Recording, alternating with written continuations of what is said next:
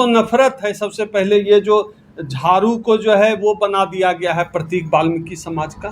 शर्म का प्रतीक है झाड़ू। बाबा साहब ने झाड़ू मंच बनाने के लिए जो है हम लोगों को आरक्षण दिलवाया था। बाबा साहब का यही सपना था कि झाड़ू हमारा प्रतीक बने। बाबा साहब कलम देकर गए, हाथ में किताब देकर गए। सबसे पहले इस समाज को अपना प्रतीक बदलना पड़ेगा, सिंबल बदलना पड़ेगा। ये झाड़ू मंच में ताला लगाना पड़ेगा। झाड़ू मंच नहीं चलेगा, कलम मंच बनेगा। कलम मंच, संविधान मंच, किताब मंच, लोकतंत्र मंच, इस मंच की जरूरत है। झाड़ू मंच हमें नहीं चाहिए। जो डिसीजन आया है SC ST आरक्षण को लेकर, क्लासिफिकेशन को लेकर, क्रीमी लेयर को लेकर, उससे मुसर, मोची, बुनकर और जो वाल्मीकि हैं, ये जातियां बड़ी खुश हैं, नौ बास कूद रही हैं। वो कहने का हमें नौकरी मिलेंगी, हम भी आगे जाएंगे, हम भी CM PM बनेंगे और जो है DM बनेंगे, SP बनेंगे। पूरे मामले को किस तरह देखते हैं? क्या उनके लिए हल्का हो गया आरक्षण? देखिए, सबसे जो इस पूरे मामले में जो हल्का कर दिया जा रहा है वो ये कि अनुसूचित जाति को, जिसको बाबा साहब अनुसूचित जाति में लेकर आए, फिर मान्यवर कांसीराम साहब इसको जो है बहुजन एक टर्म देकर इन्होंने सभी जातियों को एक साथ बांधने का काम किया। इसको सबसे पहले यह समझना होगा कि यह जो सुप्रीम कोर्ट है यह फूट डालने का काम कर रहा है। और ये तमाम जातियां जो है, जिनको कहा जा रहा है दलितों में वो जातियां जो पीछे रह गई है, उन जातियों को कह रहा है कि आगे लाने के लिए जो है उपवर्गीकरण किया जा रहा है। इसके तकनीकी कई पहलू हैं जिस पर हम लोग कई बार बात कर चुके हैं। लेकिन जो मुख्य बात है कि कुछ जातियों को जो भड़का दिया गया, कुछ जातियां क्या यहाँ दिल्ली में ही दिखता है, वाल्मीकि जाति के लोगों को जो है थोड़ा सा RSS ने पोल पट्टी पढ़ा दिया है। पहले वाल्मीकि जाति के लोगों को समझना होगा कि यह इस पूरे खेल के पीछे जो RSS जो इनको हवा भरने का काम कर रहा है कि जाटवों से भिड़ जाओ, चमारों से लड़ जाओ, दूसरी जातियों से लड़ जाओ, इसके पीछे RSS की क्या चाल है, ब्राह्मणों की क्या चाल है, भाजपा की क्या चाल है?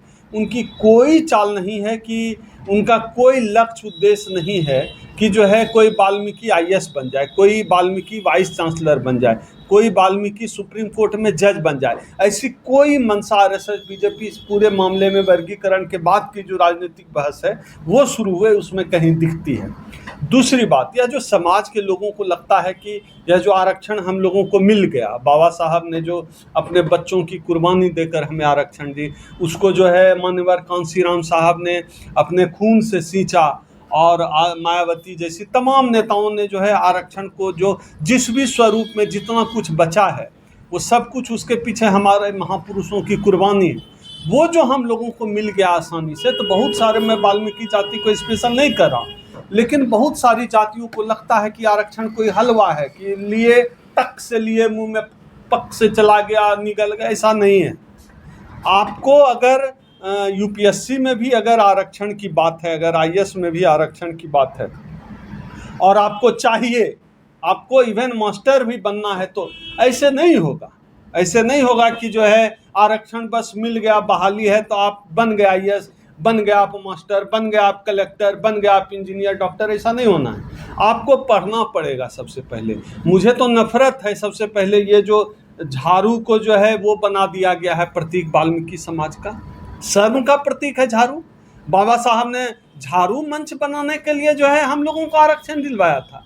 बाबा साहब का यही सपना था कि झाड़ू हमारा प्रतीक बने। बाबा साहब कलम देकर गए, हाथ में किताब देकर गए। सबसे पहले इस समाज को अपना प्रतीक बदलना पड़ेगा, सिंबल बदलना पड़ेगा। ये झाड़ू मंच में ताला लगाना पड़ेगा। झाड़ू मंच नहीं चलेगा, कलम मंच बनेगा। कलम मंच, संविधान मंच, किताब मंच, लोकतंत्र मंच, इस मंच की जरूरत है। झाड़ू मंच हमें नहीं चाहिए। झाड़ू देकर हमें बड़गलाया जाए। झाड़ू क्यों पकड़ाया जा रहा है? आपको सोच कर देखा है कभी? हमने सोच कर देखा है कि हम लोगों के हाथ में झाड़ू क्यों पकड़ाना चाहते हैं? कभी सोचा आपने? झाड़ू इसलिए पकड़ा रहे हैं ये हमारे हाथ में ताकि हमारे हाथ में कलम ना आ जाए। क्योंकि झाड़ू आ गया, हाथ में झाड़ू रहेगा ना, तो हम लोग गटर ही साफ करेंगे, हम लोग नाली ही साफ करेंगे, दूसरे का ऑफिस, कार्यालय, घर साफ करेंगे। और हमारे हाथ में जब कलम आती है ना, तब हम इस देश का संविधान लिख देते हैं। इस बात का पता है मनुवादियों को। और कलम ऐसे नहीं आने वाला है। बाबा साहब ने दे दिया है ना हाथ में कलम, इस कलम को बचाने के लिए पढ़ना पड़ेगा, मेहनत करना पड़ेगा। झाड़ू फेंकिए, झाड़ू नहीं चलेगा। झाड़ू हमारा सिंबल कभी नहीं है। बाबा साहब अपने हाथ में झाड़ू रखते ना, बाबा साहब ने झाड़ू रखी हाथ में क्या? बाबा साहब के पॉकेट में है कलम, हाथ में है किताब।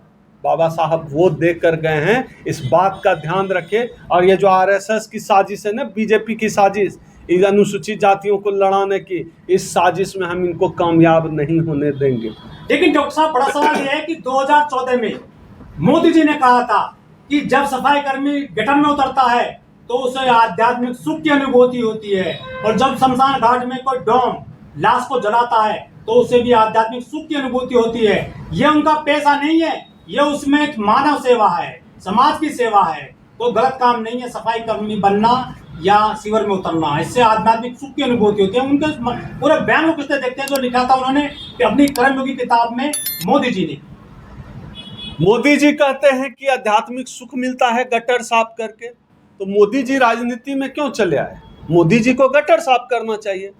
मोदी जी गटर खुद भी साफ करें, और जो सफाई अभियान है उसमें जैसे हमारे खास तौर पे वाल्मीकि समाज के भाई जिस तरह गटर में उतर के सफाई करते हैं, नाला सफाई करते हैं। गुजरात में आज तक कुछ जगहों पर मेरी जानकारी में है परंपरा है माथा पर मैला उठाने की।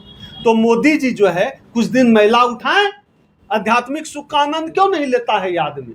ये सारे आध्यात्मिक सुख ये जो है मैला उठाने का, गटर साफ करने का, झाड़ू लगाने का जो आध्यात्मिक सुख है, कुछ दिनों के लिए ब्राह्मणों को दे दिया जाए। मोदी करे। भारतीय जनता पार्टी के तो प्रधानमंत्री है ना नरेंद्र मोदी, बड़ा पावरफुल है, 56 इंच का सीना दिखाते हैं। एक दिन कार्यक्रम लॉन्च कर दे कि महीने में जो है एक दिन सब भाजपा के सभी लोग जो है पैखाना साफ करेंगे, भाजपा के सभी लोग जो है पैखाना साफ करेंगे, शिविर में उतरेंगे, माथे पर मैला ढोएंगे। है हिम्मत आध्यात्मिक सुख का आनंद लेने का? चले हैं दलितों को आध्यात्मिक सुख का आनंद देने के लिए। एक बात ध्यान रखना है, ये लोग जो हमारे हाथ में झाड़ू देना चाहते हैं, ये लोग जो हमारे हाथ से गटर की सफाई करवाना चाहते हैं, ये लोग हमारे साथ नहीं, ये लोग हमारे खिलाफ हैं।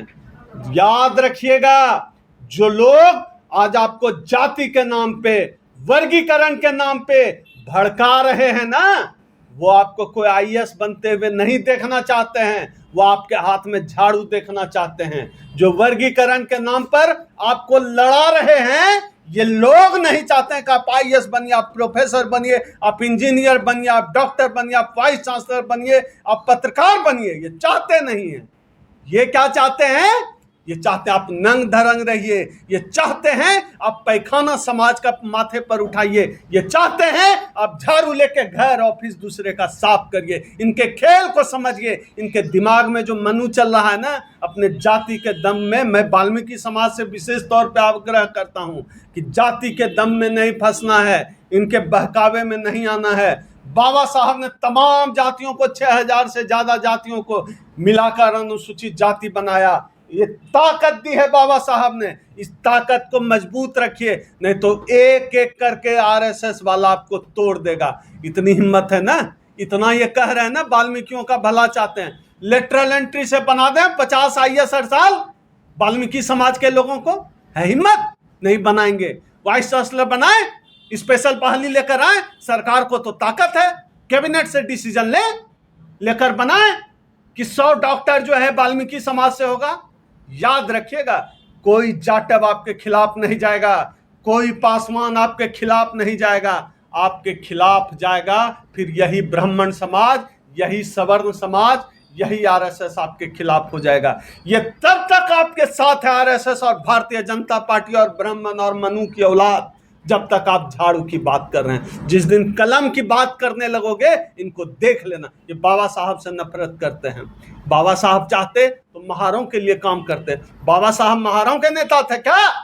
ये बताइए। मेरे ऊपर 26 मुकदमा है, पूरे समाज के लिए लड़ता हूं। मैं जिस जाति में पैदा हुआ उस जाति के लिए लड़ रहा हूं क्या? इस समाज की एकता के लिए लड़ रहा हूं। तमाम लड़ाइयां हम लोगों ने मिलकर लड़ी है, और ये आरएसएस और बीजेपी के यह जो साजिश है, इस साजिश का भी मुंह तोड़ जवाब दिया जाएगा। और जो साथी भटक गए हैं, तो साथी ध्यान रखिए, भटकिए मत। बाबा साहब के अलावा कोई गोलवलकर, कोई सावरकर आपको मुक्ति झाड़ू से नहीं दिलाने वाला है। बाबा साहब के विचार, कलम की ताकत, संविधान की ताकत, आरक्षण, यही आपको मुक्ति दिलाएगी। जितनी ऊर्जा आप आज आपस में लड़ने में लगा रहे हैं, उतनी ऊर्जा पढ़ने में लगाइए। अपने बच्चों को यूनिवर्सिटी भेजिए, लैपटॉप खरीद के दीजिए, विदेश में भेजिए पढ़ने के लिए, अधिकारी बनाने की तैयारी करिए। उससे कुछ हासिल होगा। इस झाड़ू से और आपस की लड़ाई से कुछ नहीं मिलना है। लोग कह रहे हैं कि वाल्मीकि समाज, सफाई कर्मी समाज आज भी केवल झाड़ू की लड़ाई, झाड़ू की नौकरी के लिए लड़ रहा है, पक्के होने के लिए लड़ रहा है। वो इस पेशे से बाहर क्यों नहीं आना चाहता है? लोग कह रहे हैं कि मोदी सरकार ने अपने लोगों को तो सचिवालय बांट दिए और देश में शौचालय बांट दिए। आखिर वाल्मीकि पक्के क्यों नहीं किए बड़े बड़े नगर पालिका में, नगर निगम में?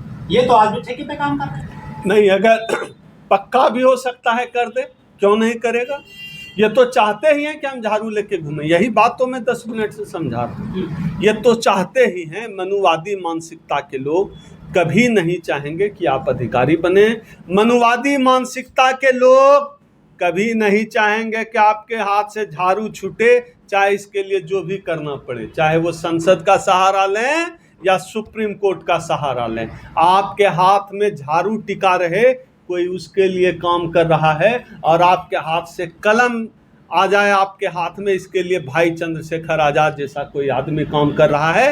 कोई ओम सुधा आपके लिए लड़ रहा है कि आपके हाथ से कलम आ जाए, आपके हाथ में झाड़ू छूट जाए। तय वाल्मीकि समाज को करना पड़ेगा कि आपको झाड़ू चाहिए, आपको झाड़ू चाहिए या आपको कलम चाहिए। लोग सवाल उठा रहे हैं कि भारत सरकार ने मंगल पर जो चंद्रयान पहुंचा दिया, लेकिन सीवर में मशीन क्यों नहीं पहुंची सफाई करने वाली? ये वाल्मीकि मना कर रहे हैं, सफाई कर्मी मना कर रहे हैं क्योंकि नौकरी खत्म हो जाएगी। क्या सरकार चाहती नहीं है कि सफाई कर्मियों के लिए मशीन आ जाए सीवर साफ करने वाली? उसमें दम घुटते तो मर जाते हैं कई सफाई कर्मी हर साल। मेरे पास जो आंकड़ा आया था 40,000 तक आदमी मरे हैं कि एक साल में, सीवर की सफाई में, नाले की सफाई में। कितना दुखद है। एक तरफ हम चांद पे जाने का दावा कर रहे हैं, दूसरे तरफ जो है सीवर में लोग मारे जा रहे हैं, हमारे वाल्मीकि भाई मारे जा रहे हैं। अब इसी वाल्मीकि समाज के लोगों को, इन्हीं लोगों को इस सरकार से पूछना चाहिए जो आज आप वर्गीकरण के सवाल पर इनको हवा देने पर तुली हुई है। इनको पूछना चाहिए कि सीवर की सफाई के लिए मशीन क्यों नहीं लगाते। ये तो सत्ता में है, ये तो सरकार में है, ये तो कुछ भी करा सकते हैं। ये चंद्रयान भेज सकते हैं, मून रोवर भेज सकते हैं, नाले सफाई की मशीन नहीं ला सकते हैं। दोस्तों, वीडियो पसंद आए तो लाइक, शेयर और News 22 लाइव को सब्सक्राइब करना ना भूलें। शुक्रिया। देखते रहें News 22 लाइव, सदैव आपके साथ।